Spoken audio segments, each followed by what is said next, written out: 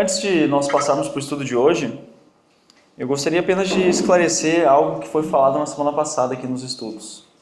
E principalmente esclarecer isso para quem está olhando em casa, esse vídeo dos estudos. Eu disse a seguinte frase, descrevendo, naquele momento que eu estava descrevendo sobre o mal, o que é o mal. Eu falei que Lúcifer, ele foi o primeiro anjo, a primeira criatura de Deus a ter em si o mal, ou a realizar o mal, ou a fazer o mal. Então eu perguntei o que era o mal. E eu expliquei comparando a bússola, né? O ponteiro, a bússola sem o ponteiro, ela não serve de nada para nós. E da mesma forma, Deus, ele é esse ponteiro, ele nos aponta o que é certo. E fora disso, então, é errado e é mal. Então eu disse a seguinte frase, que qualquer coisa diferente do que Deus quer ou consente é maldade. Então Deus tem uma vontade, tem um querer. Tem coisas que ele consente e concorda. E tem coisas que ele não consente e não admite. Então, é isso que eu disse. Também eu disse depois, em um outro momento, essa seguinte frase. Qualquer coisa diferente do que Deus quer... É inaceitável a Deus qualquer um que não pense e não haja como ele. Eu disse isso.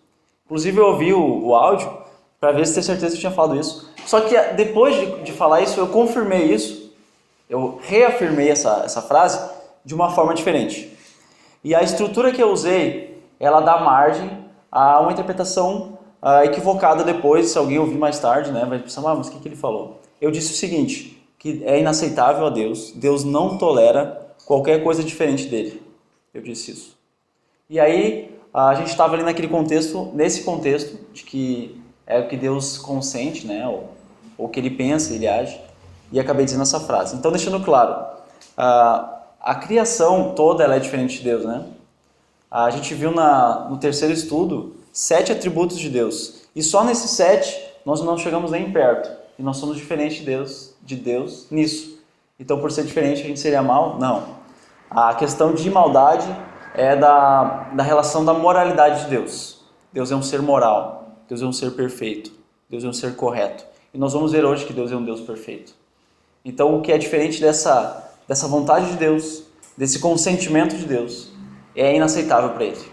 Qualquer conduta que não seja igual àquela que ele estipulou de moralidade, ela é inaceitável. Então, é nesse sentido, deixando claro. Alguém tem uma dúvida em relação a isso? Posso seguir adiante? Certo.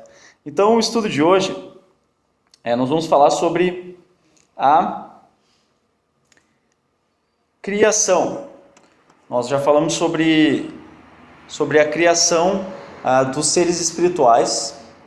E nós vamos falar da criação física de Deus. Tudo aquilo que nós podemos ver.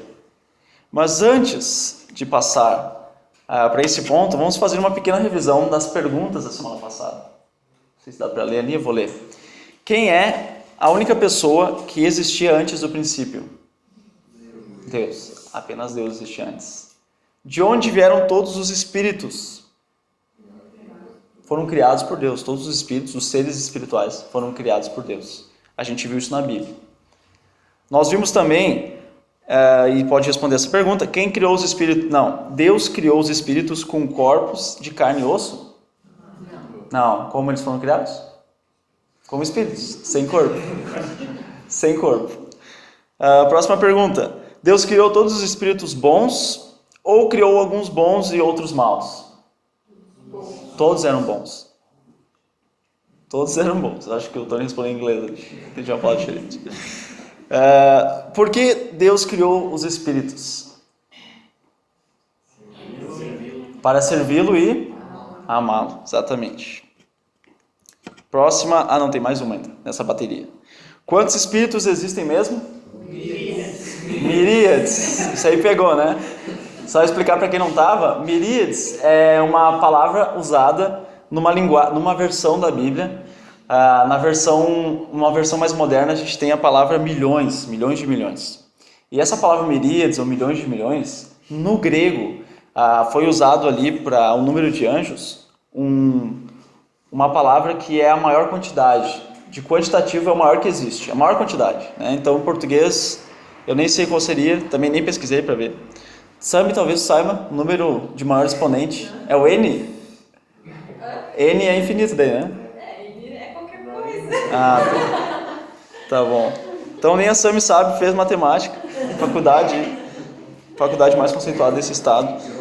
Sim. Só para ajudar, essa palavra no grego não remete a um número específico, mas a ideia de inumerável, é incontável. Isso seria a tradução. Melhor então, obrigado, pastor.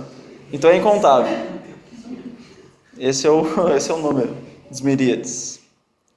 Aí, onde os espíritos viviam no princípio, quando Deus os criou, onde eles estavam? No céu. E não é o céu que a gente vê. É o local onde Deus habita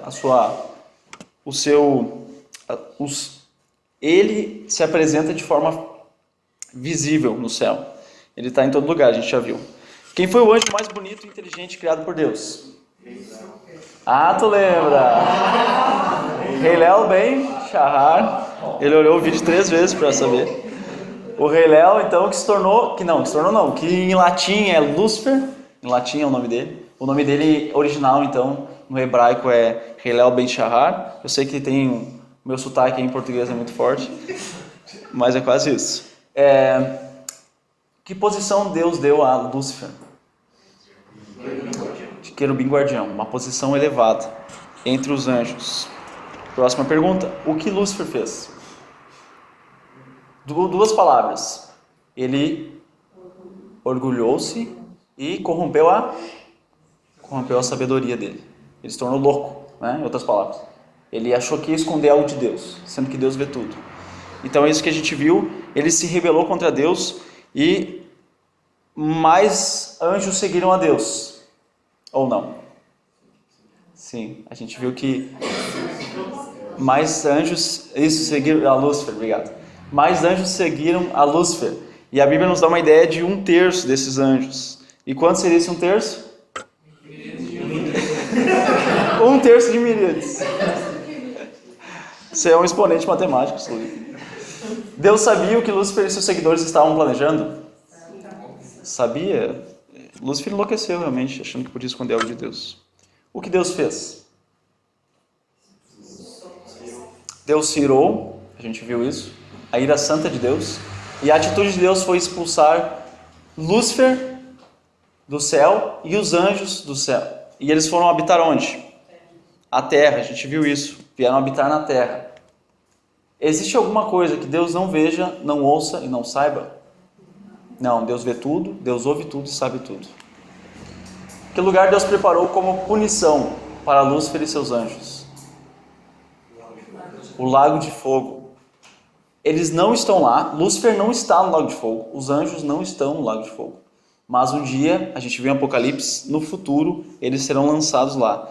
E em grego, essa palavra lago de fogo é Geena. Qual é o nome de Lúcifer agora e o que significa? Satanás, exatamente. E Satanás significa? Inimigo, é quatro significados. Acusador, não é adventista, é adversário e oponente, opositor. Isso aí, Jonas. Jonas está ligadão ali. Sabe tudo de Lúcifer. Satanás até hoje luta contra quem? Luta contra Deus. A última era mais difícil, era quantas perguntas tinha até então? 17, viu? Ele olhou o vídeo. E alguém olhou em casa esse vídeo que eu estou falando. Então, vamos começar o estudo de hoje em relação a... Vocês estão muito bem na revisão. Ou eu estou ensinando muito bem, ou as perguntas são muito fáceis, ou vocês são mais espertos do que o meu ensino. Pode ser a terceira opção. Então, existem muitas teorias que o homem criou para explicar a origem de tudo. Existem teorias sobre a formação do universo, teorias sobre a formação do mundo e teorias sobre a formação da vida. Em cada uma dessas áreas, né, a macro, aí vem diminuindo até nós, até a vida, há muitas teorias. E como nós mencionamos em algumas lições anteriores, durante esses estudos podem surgir muitas dúvidas na mente de vocês. E na medida que a gente vai passando pelos capítulos da Bíblia, muitas dessas dúvidas vão ser tiradas. Nessa área em especial, pode ser que haja mais dúvidas para você. Nós não vamos discutir aqui sobre a evolução, nós não vamos discutir sobre esse confronto direto que há entre a evolução e o relato bíblico, mas existem materiais muito bons que relatam, explicam, tratam desse assunto de uma maneira bem aprofundada, sobre a evolução, sobre a criação.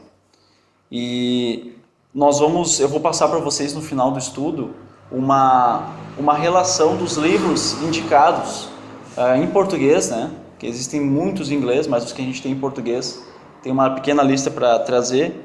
Vocês podem estar anotando se tem curiosidade nessa área. Eu gosto muito de aprender sobre essa área, sempre foi uma área desde criança que me salta aos olhos ver, né? Conhecer. Então, hoje a gente vai tratar aqui especificamente sobre o que a Bíblia diz sobre a criação. Nós vamos falar aqui, nessa lição, nós vamos examinar o que Deus nos fala na Bíblia sobre a criação. O livro de Gênesis, embora ele seja o livro mais atacado da Bíblia, não tem outro livro que seja mais atacado em toda a Bíblia do que Gênesis. Especialmente os 12 primeiros capítulos. São os mais atacados. E nós vamos aqui falar exatamente desses 12 capítulos, a gente vai passar por eles e ver algumas coisas muito interessantes e muito importantes. Nesses capítulos de Gênesis nós temos, de algumas formas, eles são pequenos, são embrionários, são ideias iniciais, mas nós temos os principais ensinos da Bíblia em Gênesis. Nós temos ali já presente, a gente vai entendendo isso na medida dos estudos, e muito se levanta em relação a Gênesis sobre os relatos que ali estão, que sejam mitos. Só que quando a gente olha toda a Bíblia, todos os livros, né, a gente vê que outras partes da Bíblia sempre sustentam a veracidade de Gênesis, sempre. A Bíblia em si, ela nunca se volta contra Gênesis.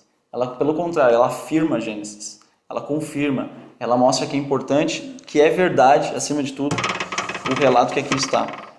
Deus, ele nunca mudou o registro de Gênesis, isso é importante. O princípio, Gênesis 1, aí a gente tem até o 12, como foi o início da humanidade. No decorrer da Bíblia, isso nunca muda. Nunca há um relato diferente lá.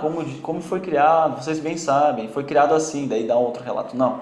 Sempre na Bíblia a gente vê o mesmo relato, nunca há diferença nele. Há uma unidade em relação a isso. E nós vemos nesses primeiros capítulos, a gente até vai ver em outros estudos mais à frente, que muitas descobertas arqueológicas têm mostrado a confiabilidade da Bíblia, principalmente nesses primeiros capítulos de Gênesis.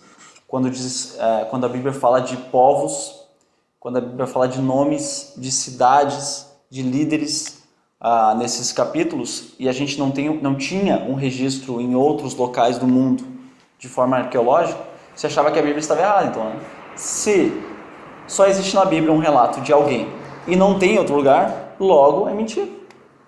Só que quando a arqueologia encontra algo que mostra, a Bíblia estava certa. Mas ninguém mais falava sobre isso. Mas aqui, está aqui. Artefato, comprovando. Então, muito desse sentido a gente descobre e vai ver nos estudos aqui, inclusive. Muito desse material já está disponível. Então, nós precisamos sempre ouvir o que o Deus da Bíblia fala. E ele apresenta toda a criação como fatos. Não é fantasia, não é uma coisa, me fugiu a palavra, alegórica.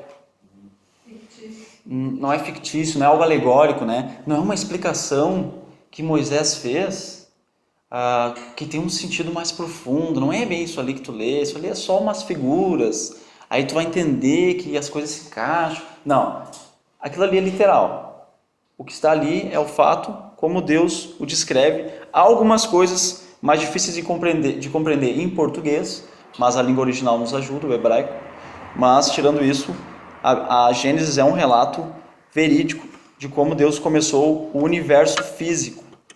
Então nós vimos que Deus criou os espíritos e agora vamos ver como Deus criou o universo e tudo que a gente pode ver. Vamos abrir então em Gênesis 1:1. Nada melhor, né? Começar a criação. Tanto a criação como a Bíblia começam nesse versículo. Tudo começa nesse versículo. Tudo começa aqui.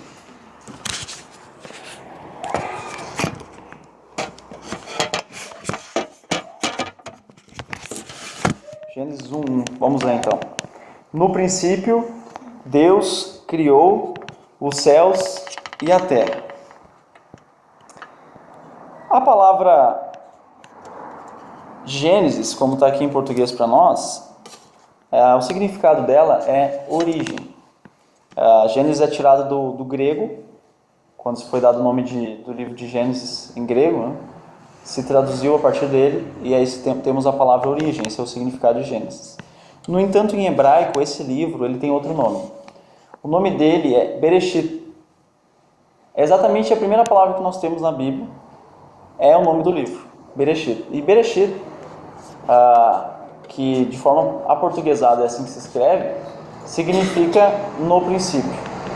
É isso que significa. Então esse é o livro do princípio, é o livro das origens. Só para explicar o que é Gênesis, né? Então, todas as coisas aqui mostra tiveram um princípio. Todas as coisas.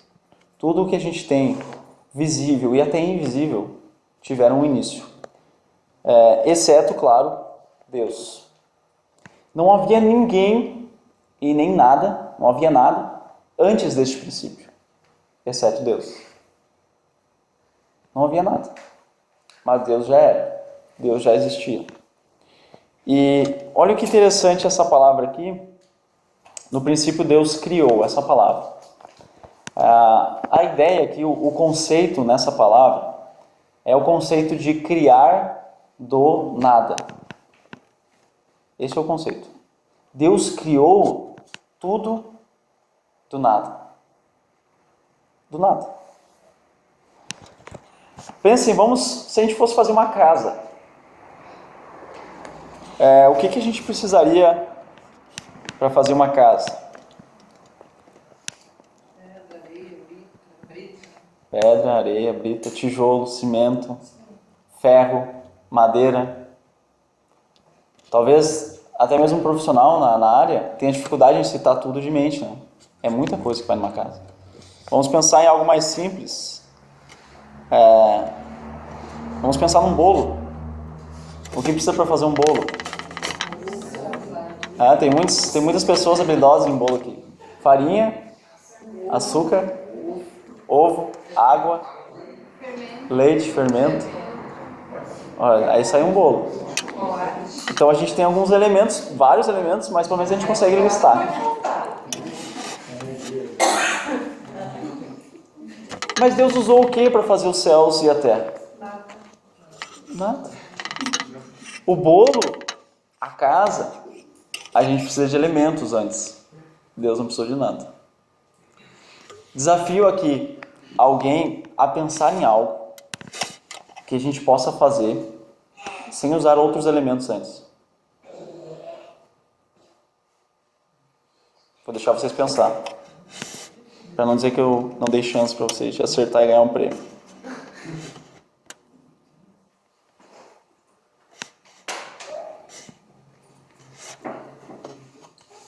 Estão conversando ali, tentando chegar a um consenso. Nem fogo a gente consegue fazer sem elementos. Não? Não existe, né? Não, né? Não existe realmente. Olha só o que diz Hebreus 11:3.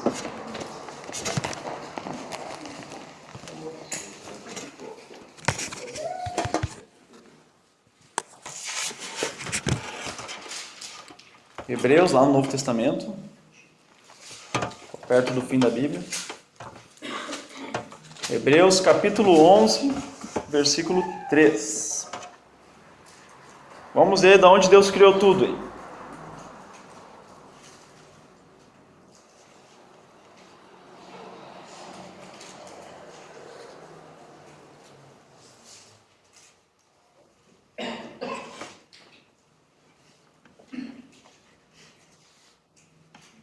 Pela fé, começa assim o texto. Página 1264.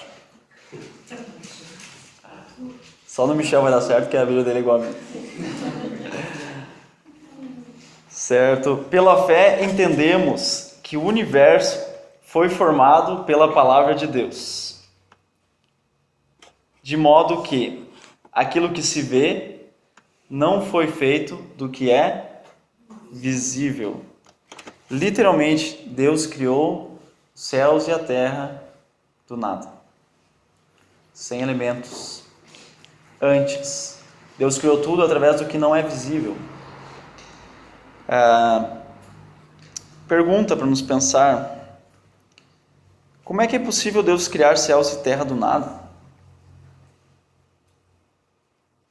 Como é que Deus conseguiu fazer isso? Como é que Ele pôde fazer isso? O poder dele. O que mostra sobre o poder dele? O que nos mostra essa criação do nada sobre o poder de Deus? De que não há limites para esse poder. De que nada é impossível para Ele. Eu até acredito que a Leila andou olhando meu texto aqui, porque o próximo texto que a gente vai ler fala isso, exatamente isso que ela falou. Jeremias 32.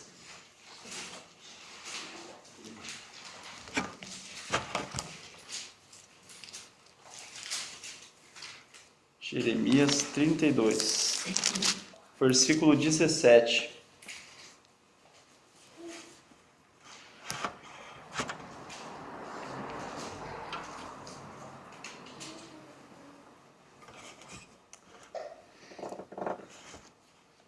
Começa uma exclamação, né? Ah, Senhor, soberano Senhor, Tu fizeste os céus e a terra, pelo Teu grande poder e por Teu braço estendido. Nada é difícil demais para Ti. O poder do Deus da Bíblia, Ele é além da nossa compreensão. Nada é difícil demais para Ele. Gente, criar o universo do nada não é difícil demais para Ele. Deus é tão grande que não precisa de lugar nenhum, né? E Deus é tão poderoso que nada é esforço para Ele. Tudo é simples para Ele fazer. O seu poder foge da nossa compreensão. Existe algum anjo mais forte que Deus? Satanás é mais forte que Deus? Para muitas pessoas é. Elas podem não dizer isso, mas na sua vida prática, Satanás tem mais poder que Deus. Se alguma coisa errada, é Satanás. Furou o pneu do carro, é Satanás. Mosquito está incomodando, é Satanás. Deus quase não tem envolvimento na vida dessa pessoa. Tudo é Satanás. Inclusive, Satanás é que nem um saci pererê para alguns. Um familiar meu perde uma ferramenta, ele culpa o saci, Satanás, né, de ter pegado a ferramenta. E os demônios são mais fortes que Deus? Não. Somente Deus é todo poderoso. E é esse conceito a gente pode entender. Deus é todo poderoso, é que Ele tem todo o poder. Todo o poder está com Ele. Ele é fonte de poder. Pergunta: como Deus soube fazer céus e terra? Uma coisa é ter poder, né? Outra coisa é saber como fazer. Como é que Ele soube fazer os céus e a terra? Do nada ainda. Nós, por exemplo, tivemos que aprender muitas coisas, né? Desde criança. A maioria de nós precisou ir à escola aqui, para aprender a ler e a escrever, pelo menos. A gente passa uma vida aprendendo. A gente passa a vida aprendendo com erros, né? Tentando acertar. A gente passa a vida aprendendo com dificuldades, superando elas. E existem algumas coisas que a gente precisa de um treinamento muito alto, um nível de treinamento muito alto para poder fazer. E tem coisas que a gente não consegue fazer. Tem coisas que a gente não sabe fazer. Tem coisas que a gente não sabe. Quantos aqui tem coisas que vocês não sabem? Tem coisa que tu não sabe? Tem? Tem, com certeza tem coisa que tu não sabe. Tu até pode não saber disso, mas tu não sabe. Então, Deus. Será que alguém estava no princípio ensinando Deus? Deus falou, eu quero fazer tudo do nada. Como é que eu faço? Aí a outra pessoa disse para ele, não, tu faz assim. Não. Não. A gente vê na Bíblia que Deus da Bíblia é um só. E esse Deus único estava lá no princípio. Sem precisar de alguém para ensinar, sem precisar ir à escola, sem usar o Google, nada. Deus sabia tudo. Deus sabia tudo. Nem o Google sabe tudo. Deus sabe tudo. Então, não há nada que Deus não saiba nem entenda completamente. Tudo Ele sabe e entende perfeitamente. Olha o que diz esse texto aqui. Romanos 11, 33 a 34. Ó profundidade da riqueza, da sabedoria e do conhecimento de Deus! Quão insondáveis são os seus juízos e inescrutáveis os seus caminhos! Quem conhece a mente do Senhor? Ou quem foi o seu conselheiro? Qual é a resposta para essas últimas duas perguntas? Ninguém. Quem é que conheceu a mente do Senhor? Ninguém. Quem é que aconselhou ele, mano? Ninguém. Às vezes a gente tenta aconselhar Deus nas nossas orações. Eu acho que assim é melhor, faz assim, Deus. Deus não precisava ter feito isso, por ter feito diferente lá nessa parte da Bíblia. Eu agiria diferente. Deus, tu vê, né? Não, pessoal, Deus não tem conselheiro. Deus não precisa disso. Ele está acima do nosso entendimento. Então vamos voltar para Gênesis. Agora eu prometo que não vou mais sair de Gênesis. Gênesis 1, a gente estava.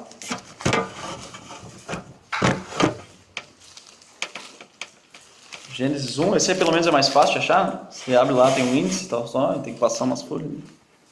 Se a Bíblia de estudo tem um monte de folha para passar. Gênesis 1. Nós vamos ler o versículo 2, nós já lemos o 1, né? No princípio Deus criou os céus e a terra. Versículo 2. Era a terra sem forma e vazia. Trevas cobriam a face do abismo. E o Espírito de Deus se movia sobre a face das águas. Olha o que diz nesse texto. Vamos por partes. A primeira coisa que diz é que a terra era sem forma e vazia. E nós vamos ver nesse capítulo como Deus deu forma à terra e como Deus encheu a terra.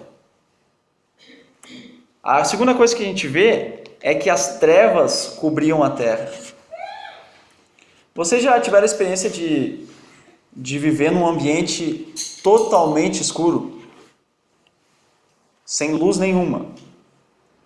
O seu quarto é muito provável que tudo desligado ainda haja alguma luz. Por morar na cidade, pode vir da iluminação da rua, pode vir de outra peça da casa. Alguém já teve a experiência de não ter luz nenhuma? Já tiveram? No interior da África. Mas vocês ainda tinham a luz das estrelas, não tinham? Quando tinha as estrelas, quando não tinha nuvens. Quando tinha nuvens. Quando não tinha lua, era bem. De escuro completo, não via nada, absolutamente nada, nem tua mão assim. Eu passei por uma experiência assim. Numa caverna também, gente. Foi numa caverna. Bom, então chegaram bem próximo do que eu passei. Eu e Michel, nós passamos por um túnel de 3 quilômetros a pé. Acreditem, não há luz lá. Não tem luz no fim do túnel, porque precisava 3 quilômetros. Precisava de 3 quilômetros para ver a luz no fim do túnel. E a gente entendeu o que significa esse termo. Eu vejo a luz no fim do túnel. Vocês não têm ideia. Quando eu saí, eu beijei a luz de tanta alegria. Eu descobri que eu tenho medo de túneis. De 3 quilômetros. De escuridão absoluta. Se desligava a luz, não via nada. Não via tua mão fazer isso aqui. Nada. Absolutamente escuro. Nem sei como é que os animais se viam lá. Até estava com medo que tinha cobras. Né? Então foi uma situação terrível. Nós vemos também que as águas cobriam a terra. O único elemento que existia na terra era a água. E nós não tínhamos terra seca, nós não tínhamos vida em nenhum local da terra. A terra estava vazia, realmente só a água havia nela.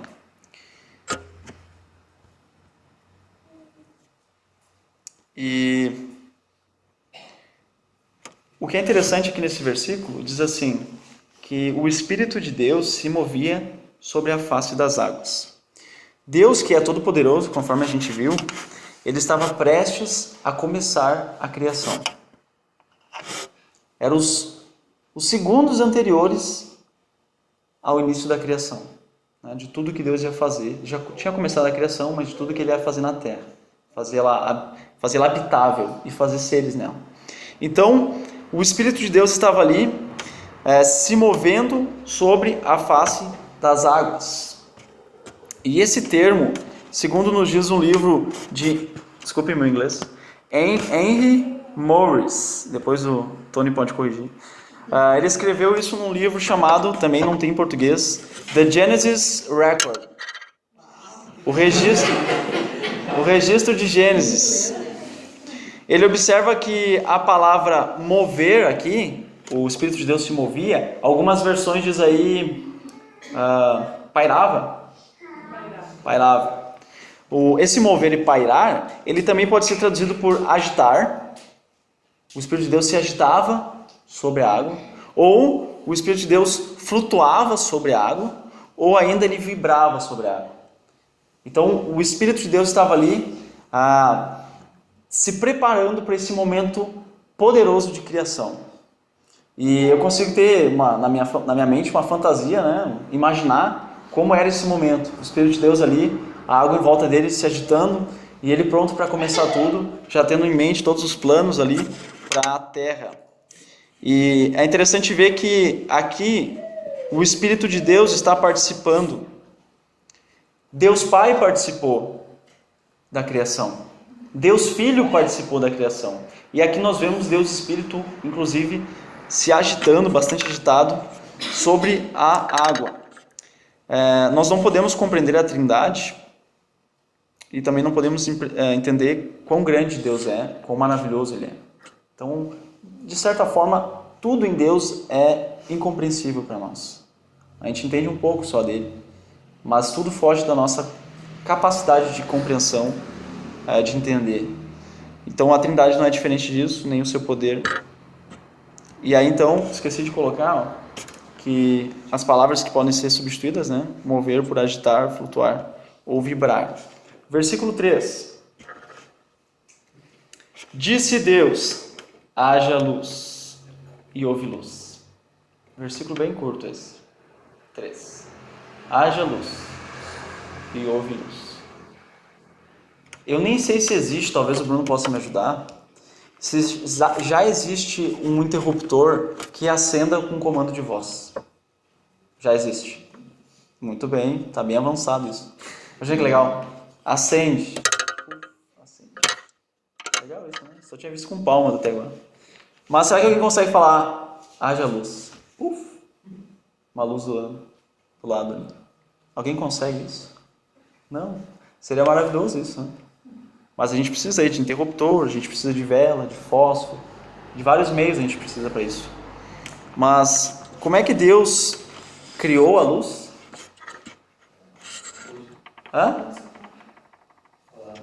Ele apenas falou. Só falou. Ele só falou e a luz existiu. Ela passou a existir. O que é interessante é que os cientistas eles podem avaliar as características da luz.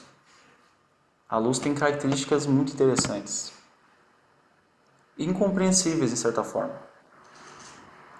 Nós podemos presenciar os efeitos da luz.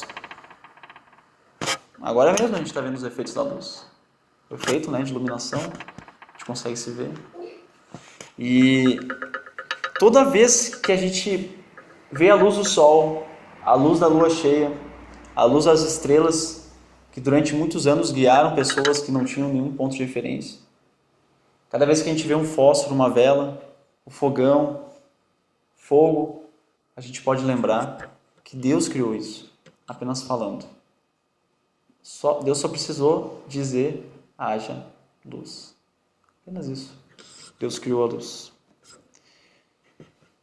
Deus é o único que entende a luz. Cientistas estudam as suas características. Deus entende a luz. Ele criou a luz. Gênesis 4, vamos ver o versículo 4. Deus viu que a luz era boa e separou a luz das trevas.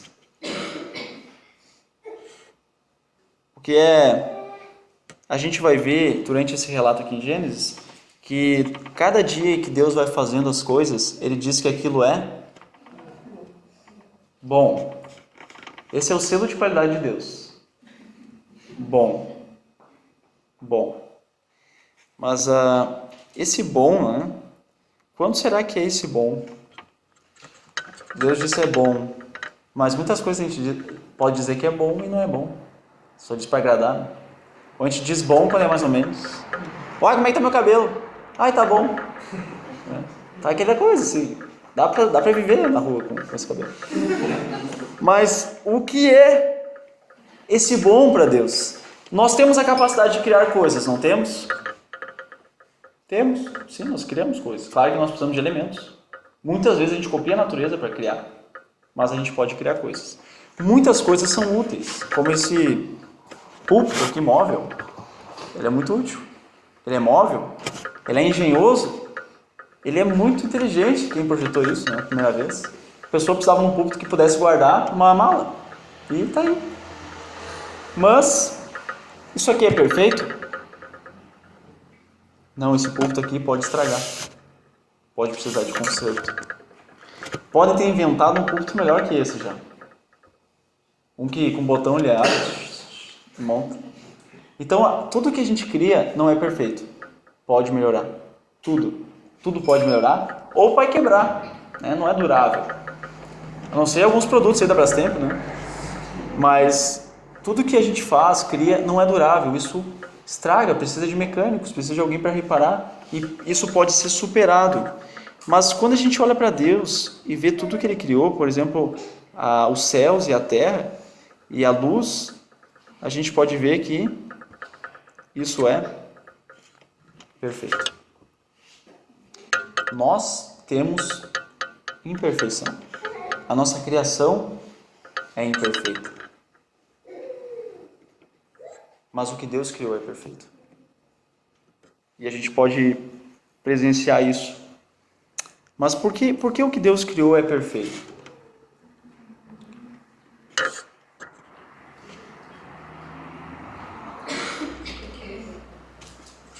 Porque Ele é perfeito. O que Deus criou é perfeito porque Ele é perfeito. Olha o que diz esse Salmo 18:30. Este é o Deus cujo caminho é perfeito. Quem é esse Deus? Este é o Deus. Que Deus é esse? De que Deus estamos falando aqui nesse estudo? Nesses 5 encontros até agora. Que Deus é esse? O Deus da Bíblia. Este Deus, o Deus da Bíblia, é um Deus perfeito. É um Deus que cria coisas perfeitas. É o único que pode criar coisas perfeitas, porque Ele é perfeito. Deus não comete falhas. Então, para algo ter o selo de qualidade de Deus, de bom, tem que ser perfeito. Menos que isso não é bom. Para Deus é bom ser perfeito. Não é perfeito, não é bom. Simples. Para Deus é simples. Como é que é o grau de conceito, né? Que tem nas faculdades? Como é que se chama esses conceitos de nota, assim? Para Deus só existe o bom e o imperfeito. Pronto. Só Deus pode fazer isso mesmo, né? Gênesis 1:5.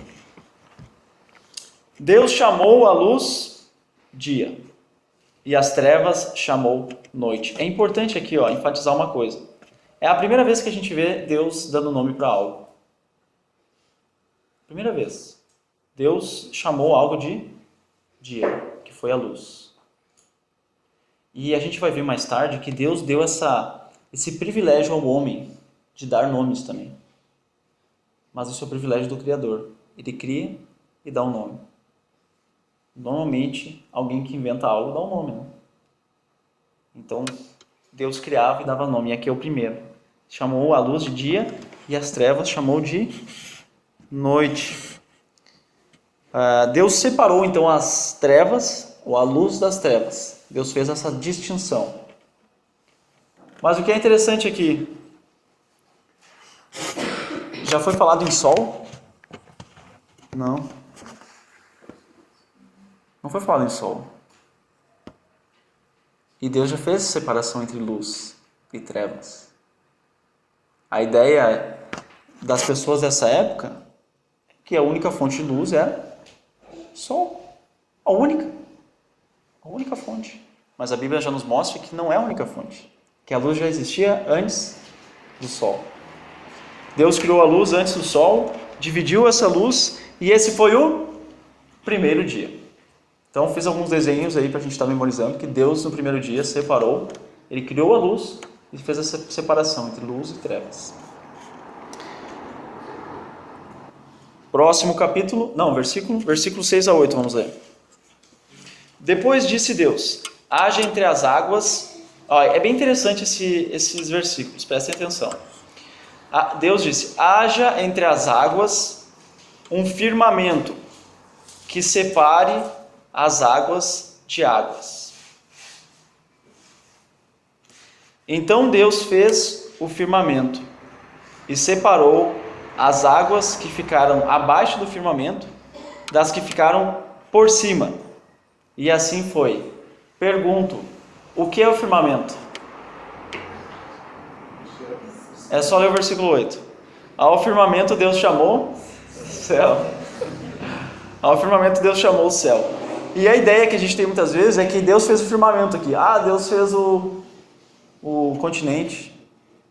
Não. Então o que é o firmamento que Deus fez? Deus chamou aqui de céu esse firmamento. Esse firmamento é a atmosfera. Esse é o firmamento. A atmosfera, o ar do nosso planeta.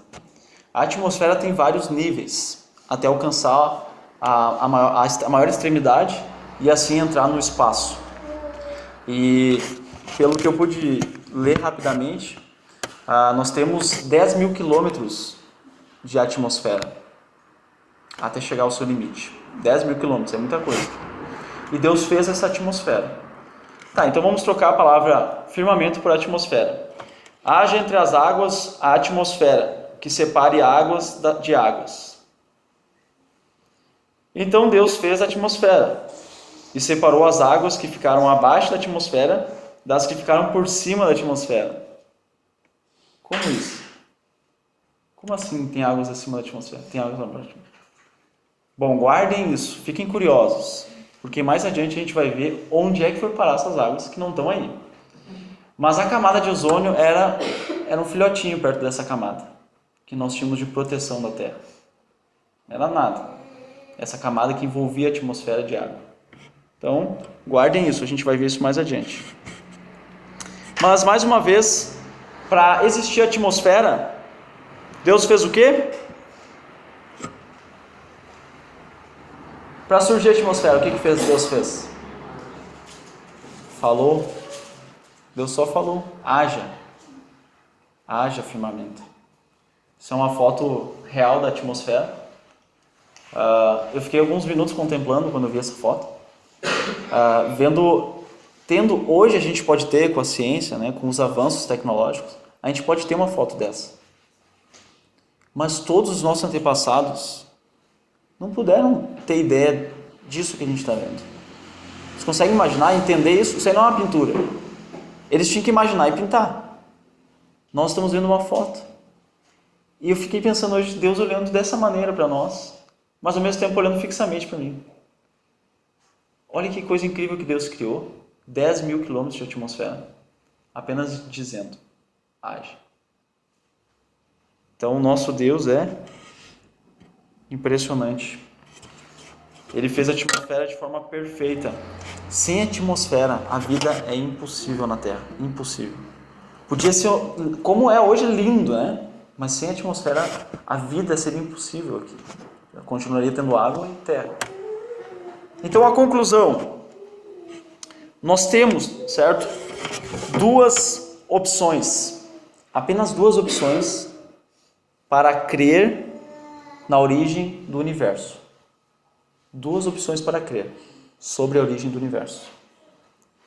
A teoria humana do início do universo, ela está em constante alterações, constante adaptações. Isso por causa das novas descobertas.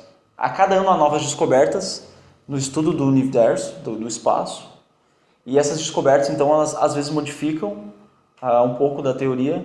Mas, de uma forma geral, a teoria humana da origem do universo é essa aqui. Nada criou tudo do nada. Simples. Nada existia, mas o nada criou tudo que a gente vê do nada. É isso. Mas o relato da criação a partir da Bíblia, o que Deus nos deixou na Bíblia, nunca passou por adaptações. Ano após ano, nunca passou por adaptações. Nunca foi necessário passar. Em nenhum outro livro da Bíblia, depois de Gênesis, foi necessário haver adaptações. Alguém dizendo assim, só quero corrigir lá o que Moisés falou, que ele disse isso, mas na verdade é isso. Não, nunca houve isso. Sempre se confirmou. Deus é o Criador soberano e só Ele sabe todas as coisas. E só Ele sabe como todas as coisas vieram a existir. Só Ele sabe isso. Só Ele presenciou isso. A teoria do início do universo pelos homens, ela não pode ser comprovada cientificamente. Em que sentido? No sentido de fazer um teste e observar o resultado igual ao que aconteceu. Eles não conseguem repetir isso num laboratório. Ninguém consegue repetir o início do universo num laboratório. Há apenas evidências disso, né? Eles chegam a evidências através da conclusões de evidências, na verdade. As evidências estão lá e eles tiram conclusões dessas evidências. Não são necessariamente as evidências que falam. Deus, Ele é a fonte de energia. Ele é o Criador de toda a matéria. Ele cria tudo do nada. E esse Criador, Ele nos dá uma segunda opção para crer que Deus criou tudo do nada. Pessoal, não pensem que por crer na teoria humana de que nada criou tudo do nada, vocês vão ser mais científicos ou mais inteligentes. Não. Para as duas, nós precisamos de fé. Pela fé entendemos que Deus criou o universo. E pela fé, as pessoas acreditam que nada criou tudo do nada. Essas duas opções, só elas. E as duas precisam de fé. Muita fé. Principalmente, muita fé em que nada criou tudo do nada. Eu creio que Deus criou tudo do nada. Não porque é mais fácil de crer nisso, mas porque a Bíblia me parece muito mais sólida e esse Deus da Bíblia se torna muito mais verdadeiro do que as conclusões das evidências de homens falhos. Então nós vimos hoje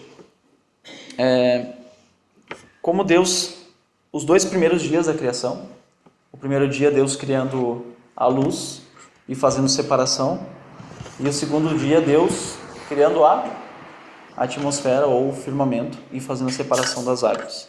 Nos próximos estudos nós vamos ver como Deus criou as demais coisas. Esse estudo foi dividido, a criação, por ser um pouco longo, o que a gente tem tudo a ver. Então vamos lá, a nossa revisão. São poucas perguntas hoje. Quem, no princípio, criou os céus e a terra? Deus. Muito bem. Qual é o nome do material usado por Deus para fazer os céus e a terra? Nada. É o material que ele usou, não o meio que ele usou. O material. O nome desse material é nada. Deus usou esse material. Por que Deus foi capaz... Não, tá certo. Por que Deus foi capaz de fazer os céus e a terra? Porque Ele é todo poderoso. É por isso que Ele foi capaz. Não há nada que Deus não possa fazer. Outra pergunta. Como Deus soube fazer os céus e a terra? Quem ensinou Ele? Ele sabe tudo. Não foi necessário alguém ensinar. Próxima bateria. Não tem mais uma? Quem ensinou... Não, essa eu já falei, nem botei ali. Desculpa. Próxima bateria de perguntas. Existe alguma pessoa ou algum espírito que saiba tudo, exceto Deus? Não, saiba tudo mais que Deus, ou igual a Deus? Não, faltou ali uma palavra. Que saiba tudo igual a Deus. Não, não existe nenhum. Qual era a condição da terra antes de Deus começar a prepará-la para ser habitada pelas... não terminou de escrever. Pelas pessoas. Qual era a condição da terra antes de Deus começar a prepará-la para habitar as pessoas, para as pessoas habitarem na terra? A terra era sem forma e vazia. O que mais? Ela estava em total escuridão e não tinha porção seca de terra e não existia vida, né? Não tinha condições de ter vida. Essa era a situação da terra. E a última. O que Deus fez para criar tudo? Falou. A palavra de Deus criou tudo. A palavra de Deus. Haja. Nos próximos dias, durante os afazeres diários de vocês, das rotinas, fiquem pensando no que a gente tem estudado sobre Deus até aqui. E Deus, ele é infinitamente maior do que a gente pode imaginar. Mas é bom a gente ficar imaginando essa grandeza, tentando entender qual a importância de um Deus tão grande na minha vida. E esse Deus tão grande que nós temos falado é o Deus da Bíblia, e Ele nos deu a Bíblia para que nós possamos fazer o quê? Conhecer Ele. É por isso que Ele deixou, para que a gente possa conhecer Ele. Certo? Aqui estão as referências dos livros que vocês podem encontrar em português. Alguns eu pesquisei, existe para vender ainda. Criação ou Evolução, do tal Henry Morris. Deve ser Rain. São José de Campos, da Fiel, da editora Fiel. Terra, de onde venho, de John Whitcomb. Mistérios dos Dinossauros, deve ser a irmã dele, a Norma. Norma é mulher, né? Norma Whitcomb. Whitcomb. A Amostra de Salmos, também desse senhor aí, especial. A Evolução é Impossível, de Gerson Rocha. Esse foi fácil de falar. Esse aí eu entendo um pouco mais da língua. Deixa eu tentar. Gerson Rocha. Isso aí. Agora eu me senti melhor, Tony, obrigado. Senti melhor por não conseguir falar inglês. E o Henrique Morris ali fez a Bíblia e a ciência moderna também. Eu pesquisei um pouco sobre a vida desse Henry, e ele foi um homem voltado para a engenharia da parte de... Esqueci. Mas é uma parte de estruturas... eu vou falar o nome errado, tipo assim, de canos, Bruno. Me desculpa a minha grosseria, mas... Estruturas assim, hídricas, estruturas hídricas, canos. Estruturas hídricas, ele era especialista nisso. E ele pesquisava muito na área. Ele criou, inclusive, uma instituição sobre o criacionismo, que é o nome que se dá à ideia da criação, né? A pesquisa nesse sentido. Então tá aí, a gente vai colocar disponível essa mesma lista depois no YouTube, você pode pegar lá e conferir. E aí, uma homenagem aí, meus amigos americanos. To be continued. Eu fui pesquisar como é que se fala continued, é muito difícil, então eu não vou tentar. No próxima terça, dia 7 de junho, às 20 horas.